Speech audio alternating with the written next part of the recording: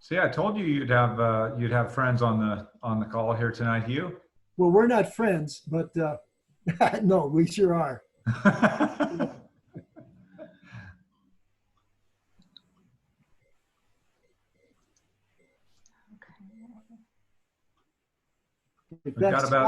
We have about 18 guests who are, the way Zoom works is going to launch people in kind of one at a time. And so we'll be joined. Our erstwhile chairman of our board, John Donovan, has just joined in from beautiful Essex, Montana, home of the Grizzlies. All right.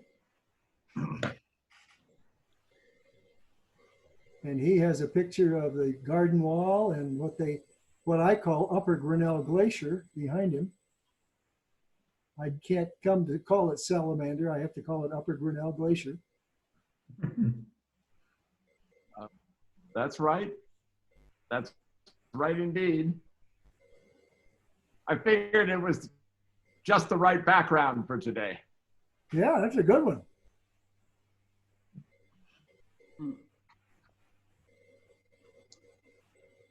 Hey, Christine, how are you?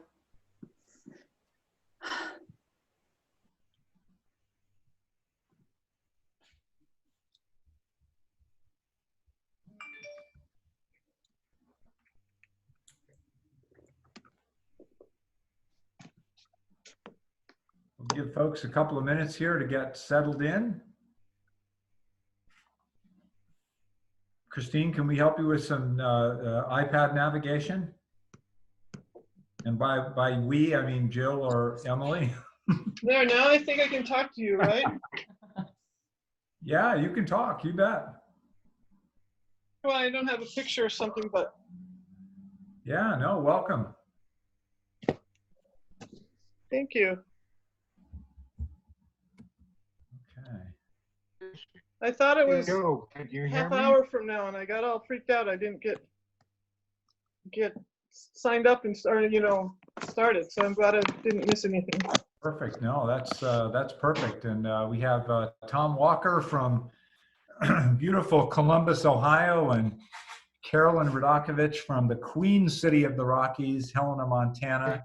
Fun to see so many people joining in. Thanks for joining us for version 2 of the Glacier Book Club. We sure had a terrific launch a month or so ago with our good friend, the author of A Woman's Way West. Really terrific book about the life and times of Dorothy Huffine, one of the characters of Glacier National Park. This was written by her. His wife was Dorothy's niece. And so that's how he came to know John Fraley, the author, of course, about that story. And tonight we are super privileged to have joining us from the 7,290 foot elevation of Pine Top, Arizona. I believe what the literature says, Hugh, is the 6th cousin of George Bird Grinnell. I'm not sure what a 6th cousin is actually, but we're gonna go with that. I think you could get married in West Virginia.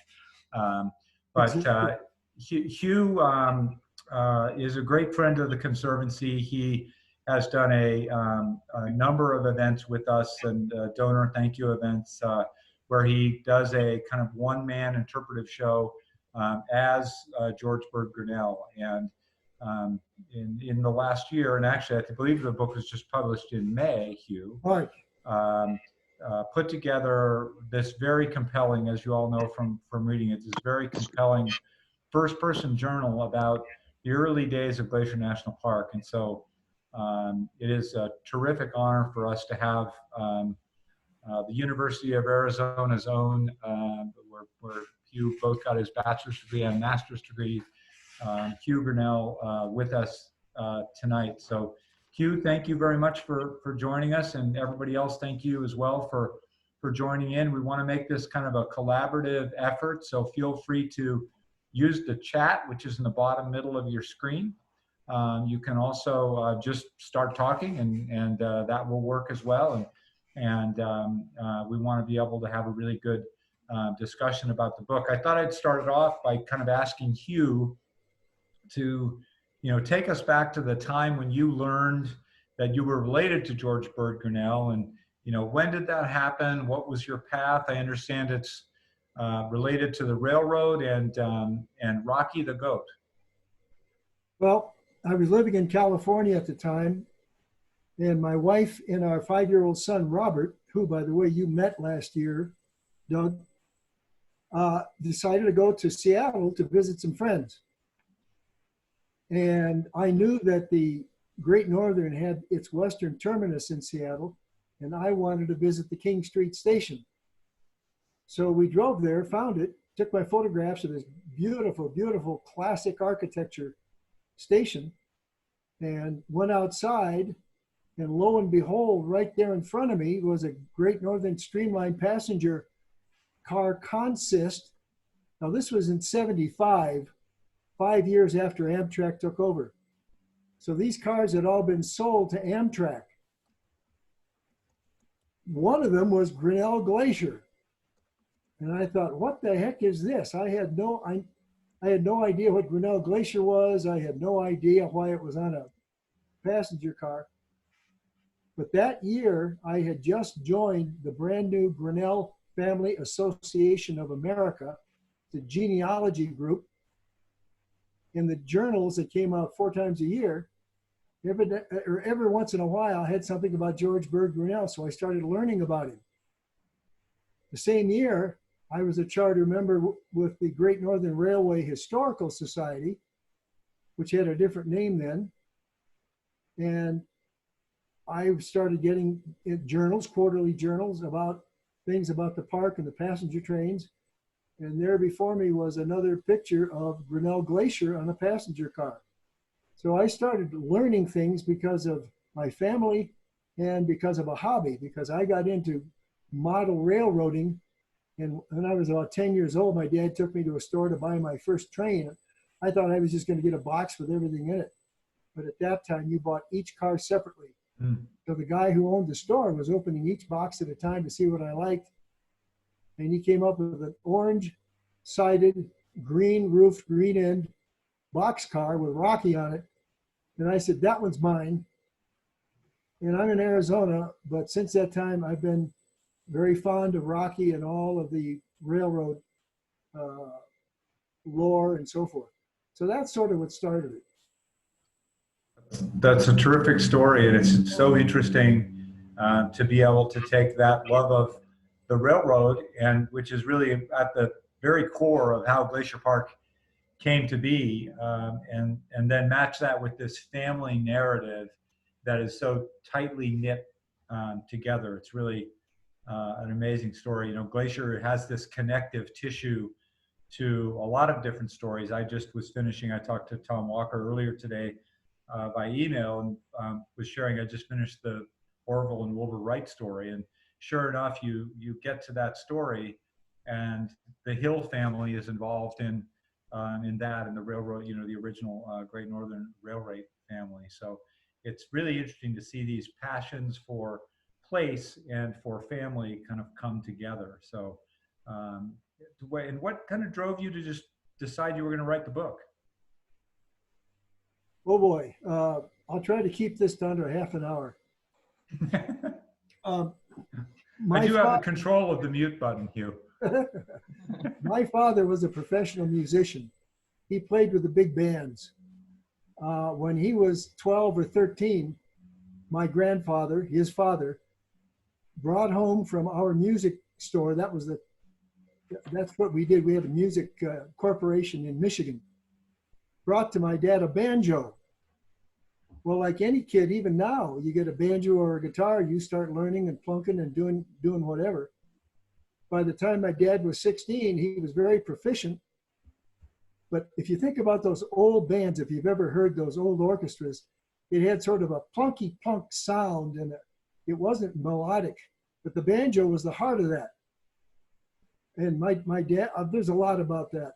But anyway, moving forward until he was 81, his family, my brothers, my mom, my uncles, and so forth, knew how proficient he was, how good he was, and he wanted to leave something for us.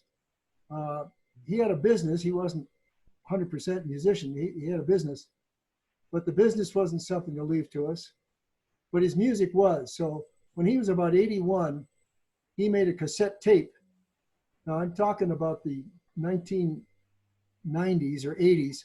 He made a cassette tape of about 25 of the very famous Dixieland banjo numbers. And I still have that. I love it. And, you know, I'm over the hump, and I was starting to think, you know, what can I leave for my family? Well, the thing I've been doing since my retirement that Doug mentioned, I have been impersonating George Bird Grinnell in first person and telling his story. And I thought that may be what I leave, but I can't leave a video. I don't want to do that. So I said, well, maybe I can write a book. And boy, that wasn't as easy. Well, I didn't think it was going to be easy, but I ran into some stumbling blocks and beat my head against the wall a couple of times. And there was one time, about 2 years ago, 2018, I told my wife, I said, I can't go on. I don't have the material I need to continue. She said, what do you need? I said, well, I need journals, his daily journals, which I can't find for 18, 90, 91, and another year, something like that. And she said, would they have them up in Montana? And I said, well, I could probably find them there. She said, get on an airplane, fly up there, take your time, and get the material you need. So 2 or 3 days later, I flew directly out of Phoenix into, I'm trying to think, I went into Kalispell, rented a car, drove to West Glacier. I had arranged my visit with the librarian and the archivist at West Glacier with the National Park Service. So I spent 3 days with them getting all kinds of material, photographs and a couple of the journals I needed. And then I drove to Missoula and I went to the University of Montana and I spent 3 days there.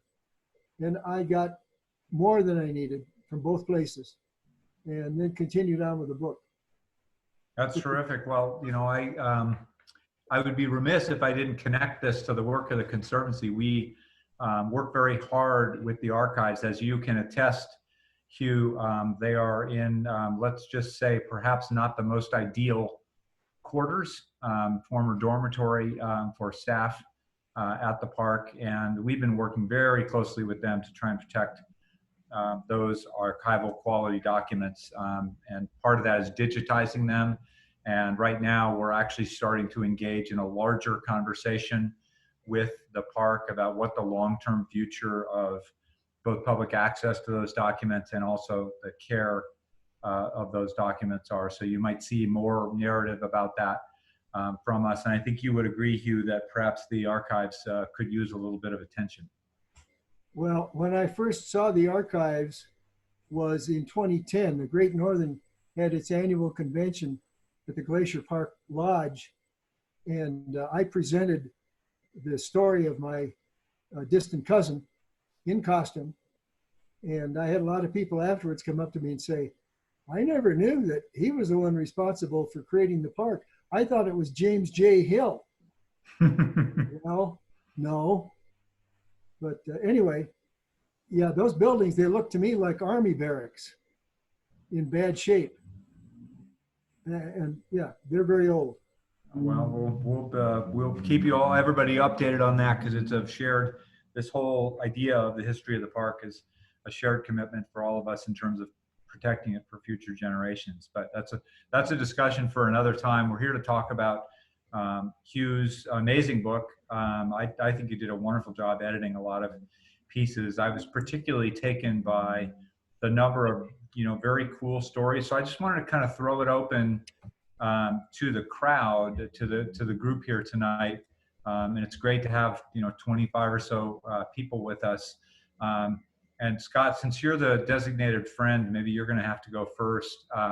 But you know, what kind of stories, as you guys read through this book, what kind of stories captured your attention? I have to admit, what struck me was the handful of times I've had the pure pleasure of being in Glacier National Park has been in the height of summer. And that was not the case for George Bird Grinnell and his partners. They were always showing up in September, October, November, and slogging through 6 feet of snow and so on. And I thought, wow, what a hardy bunch that was. and determined, you know, so determined to get out there and see so much of the wilderness at that time of year. Why didn't they go in the summer? I have that answer if you want it. Please, Well, I think I yeah. have an idea, but go ahead. And that's a question that almost always comes up at book signings or after my presentations. The stupid guy, why'd they go in September? He and his father had bought more than 50% of the stock of Forest and Stream Sportsman's Journal by 1876. And when he took over, he didn't want to disrupt what was in play. So he asked everybody when they wanted to go on vacation. So he had all their vacations lined up as had been in the past 3 or 4 years. And he didn't want to disrupt that. So he took what was left. And what was left started in September. That's the simple answer. Well, thank you for that. I figured there had to be some good reason. I was thinking it had something to do with seeing more of the wildlife or something, but I wasn't quite sure how true that would be. So I'm going to ask my friend Mary Jane, since I can see you. Hi. So to your knowledge, did Nancy Russell and George Bird Grinnell ever cross paths? Oh, that's a great question. It would make sense that the Russells would have crossed paths with George, but I don't, unless it was at Lake McDonald Lodge at one point or another, I don't know that they ever did cross paths. I know Charlie Russell, the artist, for those of you who aren't familiar with Charlie. Charlie and Nancy had a place on Lake McDonald starting in 1905. So after it became a park, you know, Charlie was sort of an institution there. He spent every summer up there. And then the lodge itself would send boats over to get him and bring him across the lake to the lodge and feed him supper and have him tell stories. Of course, Nancy was selling art. And there are a lot of those stories and the different people whose paths the Russells did cross and who visited them, but Grinnell, as far as I know, was not among them. So I'm being a little bit of a fanboy because I'm a big fan of Mary Jane Bradbury, who does an incredible, among other great talents, has a Nancy Russell show similar to what Hugh does with George Bird Grinnell. Mary Jane does as Nancy Russell, and again, a great friend of the park, and has really enriched a lot of lives through doing that. So I think perhaps what we need to do is get Hugh and Mary Jane together in a East Side, West Side, Nancy v. George Bird discussion in the future. But Scott, thanks for kicking that off. What other kind of adventure stories did people get gripped and thought were interesting, or little subplots that you thought were interesting in the book?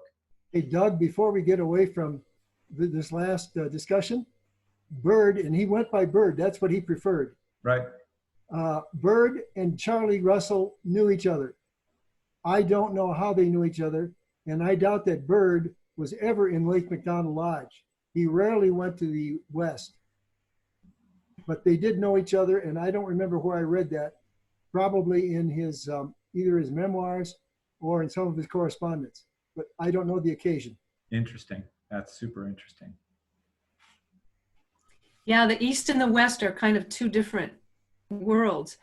I don't know if this is getting things off track, but one of the things that struck me about Charlie's comments and Grinnell's comments about how crowded the park was getting, you know, between 1910 and 1920, by 1920, there were 22,000 visitors a year.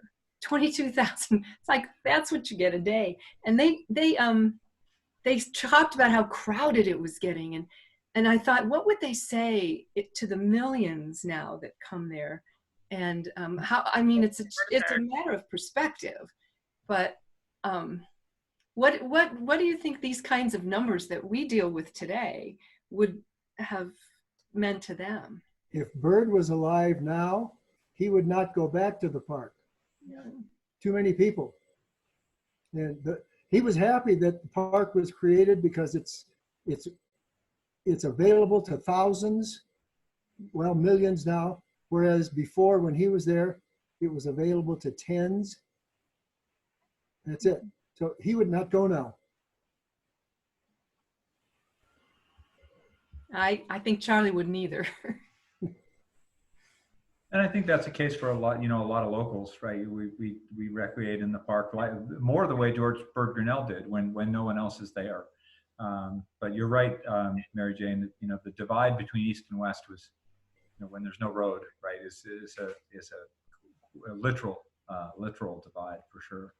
I was taken by what Grinnell said, which I'm just not sure that we have this capacity, or it's more rare now than it was back then. Here's a guy who, before the park is the park, it's his playground, and he's hunting in the park and doing things that for personal enjoyment and enrichment because he loves them, is passionate about them. But you write in the book, or you put those passages in the book, Hugh, where he says after it becomes a park, I gave up my personal playground.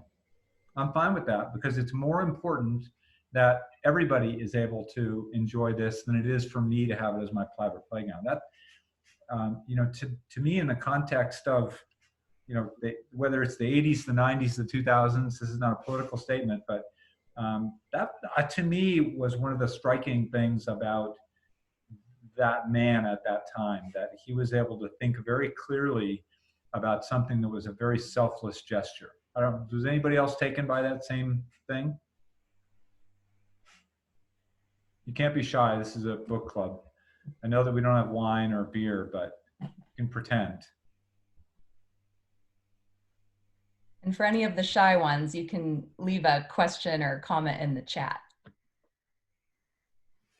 And since we're on the topic, and Hugh, this might put you on the spot, but we do have a chat asking if maybe, as we're thinking of stories, if you might put your pipe in and give us a little bit of in character to perhaps tell us a brief George Bird Grinnell story in his own voice.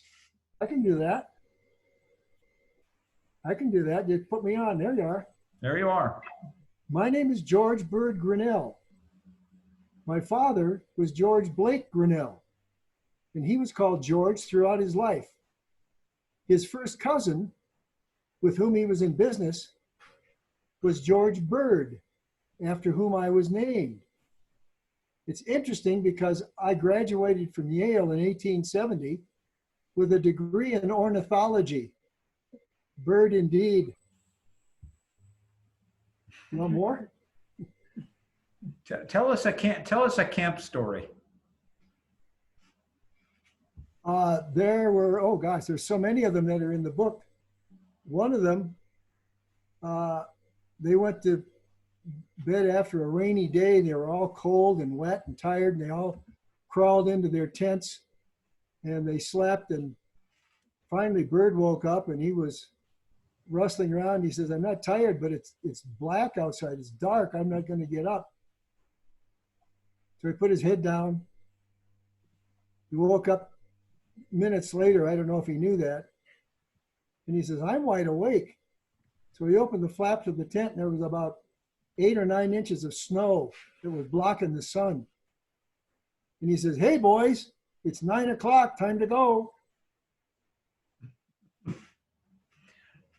I don't think many of us would be that game to be on that side of the mountains in that much snow and just decide we're actually going to go do something.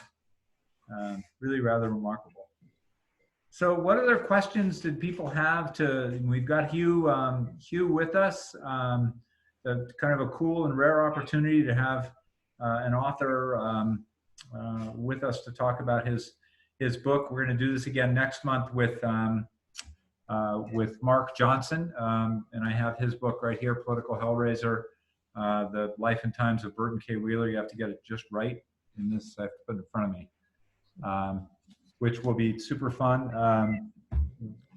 Clearly, Wheeler on the other side of the park had a cabin on Lake McDonald, so that's the next feature, and then we're putting together a series more for the rest of the year. So stick with us. But who has questions for Hugh about the book? I don't have a question, but one of my favorite stories was when he was really sore and tired after hiking and probably falling in rivers and whatever he did.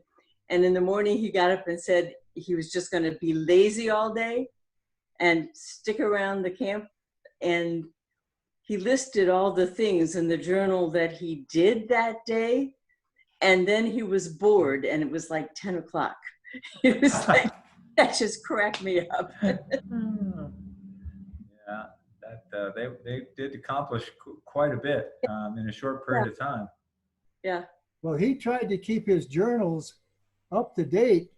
And if they had a day of hunting and they get back to a campsite, he'd probably move close to the campfire so he'd have some light so he could record the stories. But sometimes they were out so late at night they didn't get back, and so they had to camp away, and they'd eventually make it back to camp in the morning. And maybe that night he'd have to write 2 days worth of journals. Or if it rained and it snowed and the weather was terrible, might be 3 or 4 days. But he was meticulous in going back and making sure he recorded what happened. Shelley? I want to jump in. I found the description of the shootings very not easy to read, put it that way. Of the shootings of the animals, which is such a different mentality than we would have nowadays in the park. But of course, they needed that to live on, I suppose, right? They needed that. There's one part in the book you may recall where he says we didn't have any food because we didn't have any game. Meat to survive. They didn't. Our breakfast was a pipe full of tobacco. They just didn't have the food. Yeah. So, hey, Shelley, you're on mute. So I think if you go down to the bottom. Okay, got it. There you go. Gotcha. Okay. All right. So I understand why he went during hunting season because of the food and all that stuff. But why would he measure all of the glaciers and all the hiking and everything from September to November? Why didn't he go when the weather was nice?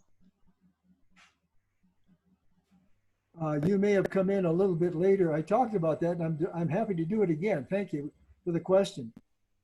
By 1876, he and his father had bought more than 50% of the stock of the Forest and Stream Publishing Company.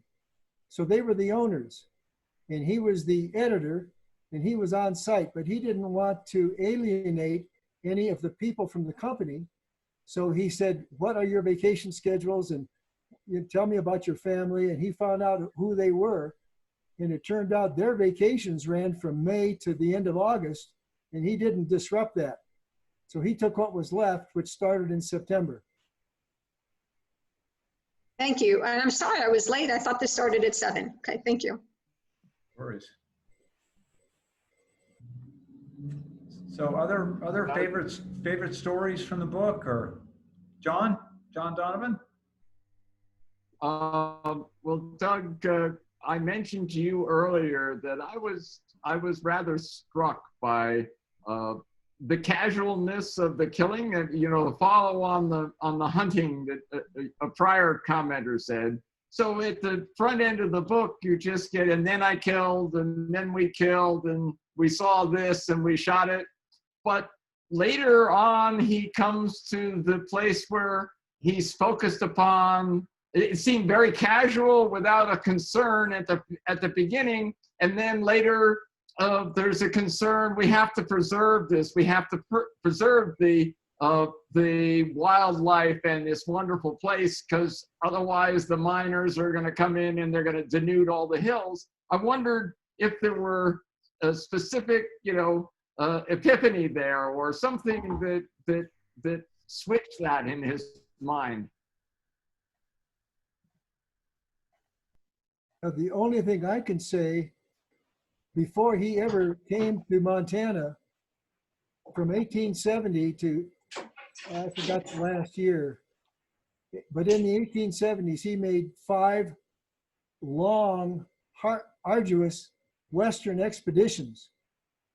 2 or 3 of those were military expeditions, and he was hired as the naturalist. But the first one was a student paleontology expedition from Yale, and they rode 6,000 miles on horseback. They needed to shoot animals to eat. They were not able to stop at a McDonald's and get a cup of coffee, and they had to shoot animals. So it was just a way of life. And I think he brought that with him when he got to Glacier area, because they had to have meat or fish to survive. And I don't know that he had an epiphany to change that, but he was one of the founders of the Boone and Crockett Club in 1886, and when they were really pushing sportsmanship. And so it could very well be because of that founding that organization with Teddy Roosevelt that he started to put it to play in his own life. Well, he was a sportsman all the way, but when they were out in the wild and they needed to shoot, they did. So many of us have been to Grinnell Glacier, and so I'm interested to know whether the book and kind of the way that the glacier was kind of a huge deal. It wasn't your I'm going to get up and have tea at the Mini Glacier Hotel, and then I'm going to take a boat, and then I'm going to be at the glacier and be back for dinner. Did the book change anybody's view about Grinnell Glacier and the journey to get there?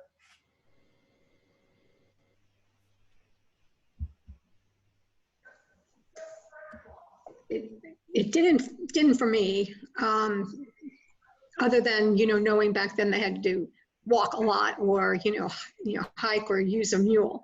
What was most impressive to me is that he noticed the changes from his first time at Glacier to 1927, I think, or 26, when he did his last measurements, and how much the glacier had changed, and how much, the land had changed. So, and long time in coming, but he was able to see the change in his lifetime, and that was kind of scary to me. Yeah, that's really a good point. I was so impressed with the bravery of him, and all of the people with him, exploring those glaciers and putting their lives at risk, and it's just a miracle that that they all survived. But there would be no rescue people to have your bone. Be it, So I thought that was really, really brave of them. One of the things that Ron Casey, who was a good friend of Doug's, pointed out to me, and I have his review. He wrote me a nice review. They did not have the hiking equipment, and they did not have the boots, and they did not have all of the modern types of things that we have when we go out in the wild and people, climb mountains and so forth. They didn't have it. And how they got up those glaciers, that was amazing, just amazing. So we have a question, Hugh, on the chat. What were the feelings about Native Americans when he told stories with his East Coast friends? That's a great question, and I have an answer you're not going to expect. When he first went west in 1870 as a member of the Yale Student Paleontology Expedition, when he was at Fort Bridger in Wyoming, he wrote his parents a letter, which I have.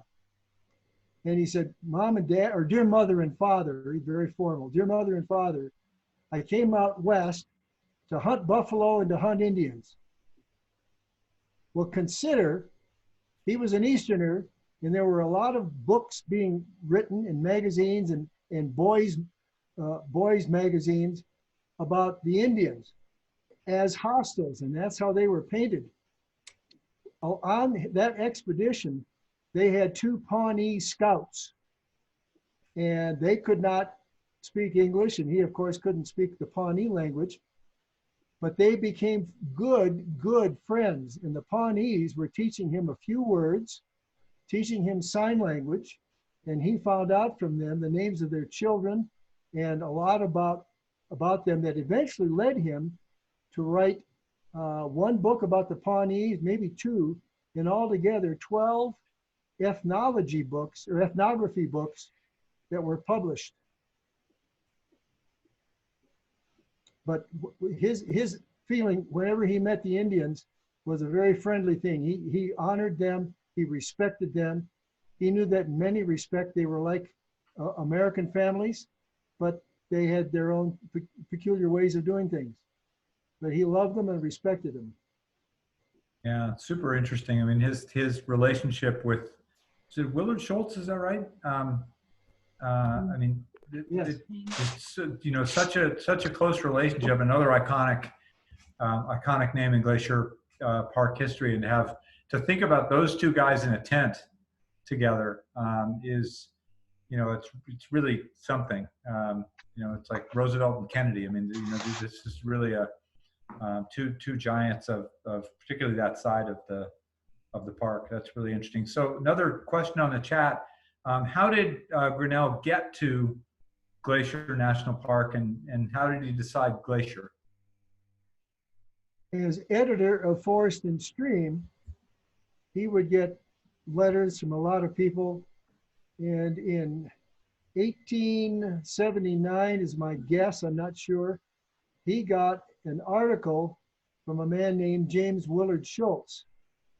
By the way, Schultz's parents called him Willie, so you can win a bar bet with that one. But he got an article about his life as an Indian. So he published the article, and that sort of changed a lot of the culture in Forest and Stream from then on, because he put things in there that were different from what Forest and Stream had been putting in. Anyway, Schultz kept sending these short articles, probably getting $10 a piece for each article. And in 1880, he sent Bird Grinnell, he went by Bird, he sent Bird an article, Hunting and Fishing in Montana. And that piqued Bird's interest, but he was not able to get away. In 1884, in December, Schultz sent another article to Chief Mountain, but in it he described catching 12-pound trout in lakes that were surrounded by stupendous mountains. And that description alone was enough to make Bird want to go. So he decided to go, and he went in September when he could get away. And he took a train, probably Union Pacific to Omaha, took the Northern Pacific, probably to Helena at that time. I think they were running. Then he took a stagecoach north to Fort Benton. And offhand, I just forgot how he got over to the agency where Browning is now. And Schultz was there with a wagon. No, Schultz met him in Fort Benton with a wagon. Then the 2 of them went. They got saddle horses. They picked up a guide. Well, he's probably so in awe. Otokomi, which is Probably so in awe. Fisher Tap. I think I've answered the question. I might have gone too far. I'm going to read the whole book to you. No, that's great. You know, and so he, Schultz was Apicuni, right? Right. And then, so how did the Fisher Cap name come to be? The very first year, 1885, when he was in the glacier, well, in the St. Mary Lake, they had been there a couple of weeks hunting and fishing, and Schultz suggested that they go for a 2-day ride to Swift Current. So they went over there, and as I said in the book, they passed 4 lakes, and he named them first lake, second lake, third lake, fourth lake. But anyway, they got up on Point Mountain and they discovered a glacier. It eventually turned out to be named Grinnell Glacier, and that's what brought him back. But they left there because their supplies were very low, And they went back to the Indian agency, and there was an Indian there who was curious about who Grinnell was. And so he gave him the name Fisher Cap. It was a name that this Indian had had. The Indian was Four Bears, not the one from the Mandan tribe, but the one from the Blackfeet. And Four Bears gave him his own name that he said he didn't need the name anymore. And Fisher Cap, a fisher is like a small wolverine, a wild, nasty animal. And the skin of the fisher would make a hat for a lot of hunters and even some of the Indians. So that's how he got his name. Super interesting. And we have another question on the chat from Scott. Hugh, when you were working on this book, what came first, a manuscript or lining up a publisher? How far did you get with the project before making arrangements for publication?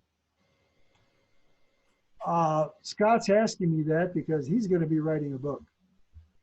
I looked around for a publisher, and I was very fortunate in finding the one I did. They were first class, and they really helped.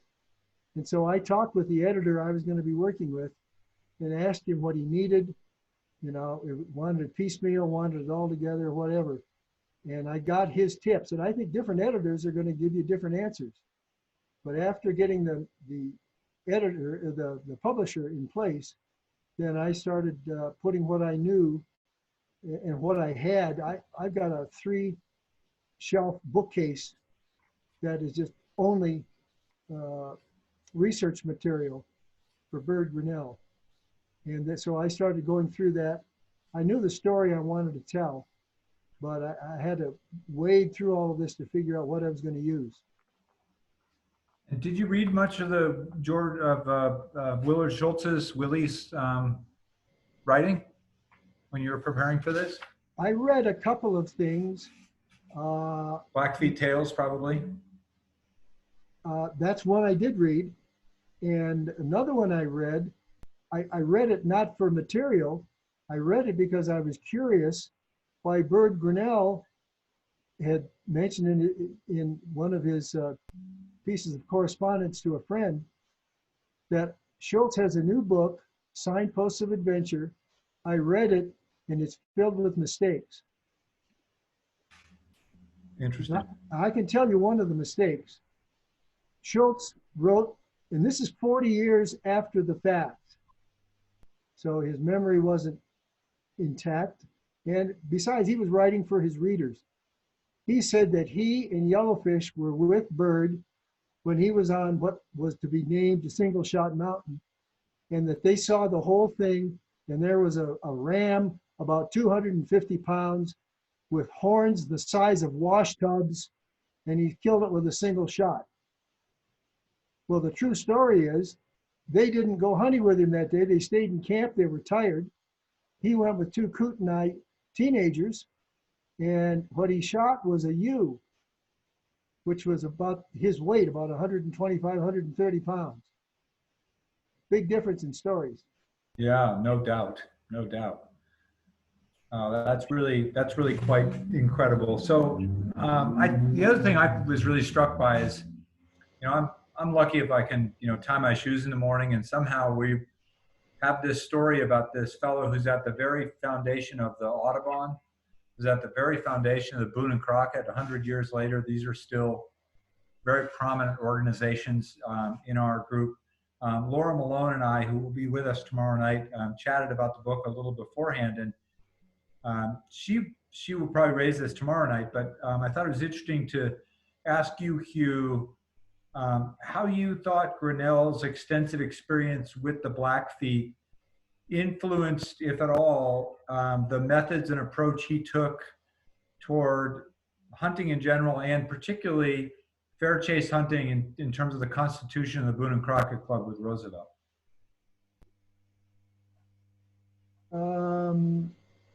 I like how you made the thing screen switch to Mary Jane so that she could answer that one. No, not that one. I'll answer something else. Well, let's see if I can answer that. The Boone and Crockett was founded in oh gosh, when was it? Late 1880s. The date escapes me. I'm surprised. And so he was there a lot longer than that. I don't know. I think I answered that one way already. They hunted because they needed to hunt. Yeah. They weren't looking for trophies. They weren't going to take things home, with one exception, and that's the story when he was in British Columbia, hunting for the Smithsonian. They wanted a full family of white mountain goats, which he obtained. But his hunting was necessary hunting. So, but he was a sportsman because he grew up on the Audubon estate. He was 7 years old when he moved to the Audubon estate. John James Audubon had died several years earlier, but his wife was his school teacher until he was going to a prep school before going to college. So she taught him sportsmanship with all animals, and that was just part of how he was raised. So I have a question in general about everything I've read about Bird Grinnell is he was a force of nature. I mean, he was just a force of nature. He spoke his mind. He put his neck out for things. He said what was his truth in the way he expressed himself. And I wonder how you would, what's your perspective on how to sort of compare him to conservationists, preservationists of today? And you know, we have a lot more people, a lot more voices being heard, and his was really a beginning voice for all of this. But he was just so unique in his willingness, maybe it was his personality perhaps, to speak his mind, and he was just always stirring the pot. How do you look at him? If he lived today, what would he think of our voices that speak out today for the natural world? Ooh, today, that's going to be a hard question for me to answer. I had thoughts that came to my mind as you were speaking. Mm-hmm. First of all, it may not be known, he was a very humble person. He didn't want to be president of anything. He didn't want to take credit for things. He just wanted to get things done. And he largely worked through other people. He wasn't a lobbyist per se, but the Boone and Crockett Club became a voice because they had as associate members many congressmen. So he was able to go to dinner with these people and explain his position on things, why things ought to be done this way, why they shouldn't be done that way. And he would then leave it up to the congressman to do what was right. Could he do that today? Possibly, but I don't want to get political. No. I think our congressmen now, with some few exceptions, are not doing us a lot of good. They've got their own agendas, I think. So whether or not he would be able to work with that, I can't say. Yeah, I think it's a really interesting question, you know, and I've had the opportunity in my career to work there and to see sausage be made, if you will. And I do think that part of what makes this country great, and again, whether irrespective of your opinion, that someone of strong will and character who is able to articulate a message clearly and stand by it, you know, it still plays a very important role in our democracy. And so I'm hopeful that the George, I think it's harder for sure, and money is part of that. But at the same time, part of George Bird Grinnell's access, you know, he grew up on the Audubon estate. He went to Yale. You know, he wasn't worried about rubbing two shekels together. You know, Willard Schultz wasn't going to get this to happen. Bird Grinnell had a better opportunity. So I think these stories, it's why I wanted to read this book. I think these stories about character and about passion and about perseverance are really important for us to share, and particularly with the next generation. And that's why it's cool for me to see people like Carolyn on the phone, because those people are going to, the people in their 30s are going to be the ones who are going to pick up this mantle, because we'll always go through in democracies, these swales and valleys.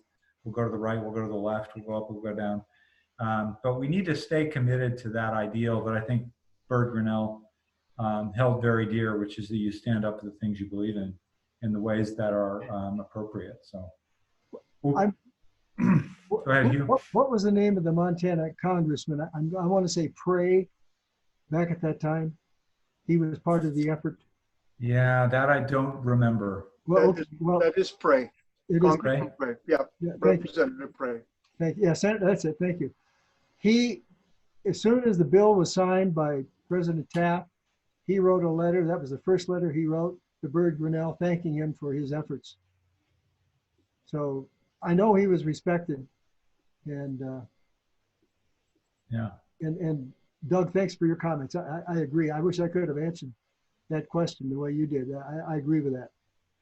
Well, we've got a few more minutes with Hugh, and I know Hugh before the call offered that if folks would like to get autographed copies of the book, either for themselves or from others, that you can arrange that through me at the Conservancy. I have the easiest email address of all time, doug@glacier.org. So if that's something that Hugh has offered to the club members, the ability to do that, and we can make that happen.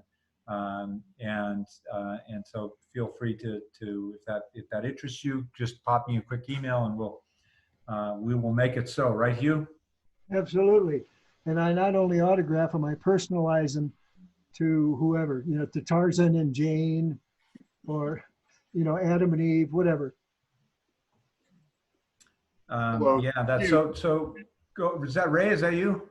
Yeah, hello, Hugh. This is Ray Jeff speaking. Just a quick note for you and Mary Jane. You were wondering about where Grinnell and Charlie Russell crossed paths. It was on the Blackfeet Reservation during the annual Sundance. Thank you. Grinnell was there in 1900. He had brought Curtis, the photographer, Edward Curtis. Yes, right. And Charlie Russell would show up periodically at those events as well. So that's your natural place to cross paths. Whether Charlie was there in 1900, I don't recall. I believe he was there in 1910. Curtis was there in 1910 as well, I believe. So anyway, just thought I'd mention that. Thank you.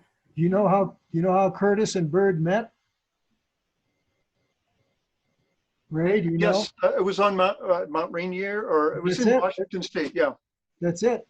Yeah, Byrd got lost. He was up there with a friend, and they got lost in a snowstorm, and Curtis saw them from a distance, and Curtis was a mountain climber, and he had a group with him, and he went over and brought them out of the snowstorm and basically saved their lives. Boy, pro hint: don't play Trivial Pursuit with these two on the other side. Yeah, and I'd throw a red flag on him. I'm going to challenge that one. I don't think that was Edward Curtis. I think it was his brother Aishel. Oh, who was the mountain climber? Yeah, Aishel Curtis did a lot of photography up in the Cascades. Oh, that's right. You're right. That's right. Oh, I agree with you. Good. Thanks, Scott. Don't be trivial with me or lose. Yeah. I am not worthy of this group. I think I need to hang up right now. That is super fun. So I have to do this just because Christina Hurst Leffler, you're right in the middle of my screen, and your backdrop just bears significant explanation. What's that? Mine? Sorry about that. No, Christina's. Oh, okay. Yeah, so I'm an archaeologist. Actually, it's a personal photo from the Royal Ontario Museum when I was there. So I do a lot of teaching online, and I just decided to join you guys because Glacier is at the top of my national park list, and I'm a college professor out here in California. So I loved reading this book. It just, you know, again, brought me back to the park and all the wonderful experiences I've had there. But that's the story behind my background. So Thank that's you. it. Where do you teach in California? I teach at a small community college in Southern California. We're a feeder school for UCI, UC Irvine. So I teach at Irvine Valley College. Thank you. Used to live Yeah, in Irvine. and I'm a specialist in Native North American prehistory. So a special attraction with the book too was his connection, his friendships, ongoing relationships with Native American people in the Great Plains. So that was a wonderful part of the book for me. Oh, terrific. Thank you.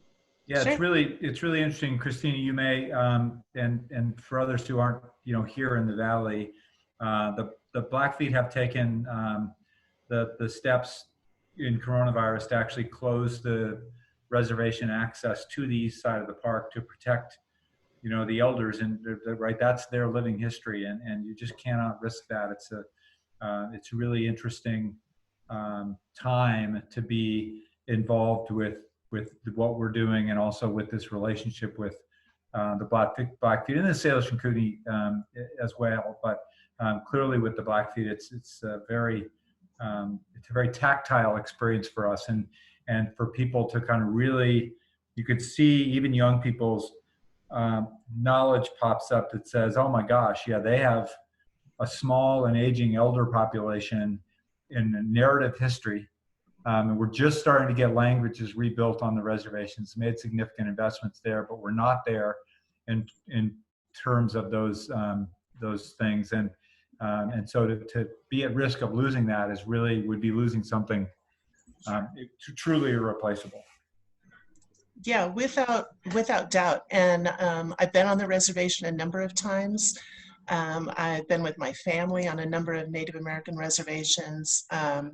I worked actually for the Forest Service and the Bighorns. And so, yeah, I've been all throughout that area, and I teach about language preservation efforts, current reservation conditions. So, yeah, just a lot of important information that the younger generation needs to be made aware of. Yeah, no, that's great. Well, it's all about the younger generation. This is part of, and I encourage folks to share your books with people who maybe in a younger generation. I found, Hugh, again, thank you for sharing some time with us tonight.